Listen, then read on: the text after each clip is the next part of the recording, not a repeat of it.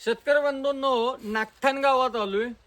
नागठाण गावामध्ये जर माझ्या बाजूला आजूबाजूला या प्लॉटच्या आजूबाजूला जर बघितला तर पूर्ण शारपट जमीन आहे आणि या शारपट जमिनीवर एक बेट असा 2 एकराचाच बेट तयार झालाय. इथं या पद्धतीनं ऊस आहे. आता आपण याच्या कांड्या मिळू.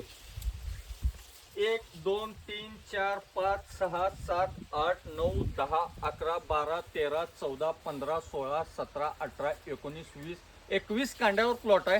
आपण त्यांच्याकडे वळू. सर, नाव काय? नेताजी मादेश्वर. हे लागण तारीख कितीची आहे? 25 ऑक्टोबर. 25 ऑक्टोबर. आज बरोबर या लागणीला 11 महिने वर 4-5 दिवस कंप्लीट झाले.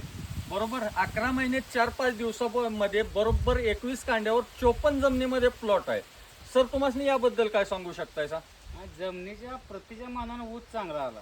जमिनीच्या प्रतीच्या मानानं ऊस चांगला आलाय. आणि इथल्या आजूबाजूची जी परिस्थिती आहे काय आहे? शारपट जमिनीत पलीकडे अलीकडे तण सुद्धा उगवत नाही अशी कंडिशन आहे. त्या जमिनीमध्ये आता हा 2 एकराचा प्लॉट पूर्ण एक बेटासारखा आपण म्हणू शकेन यासारखा प्लॉट आहे.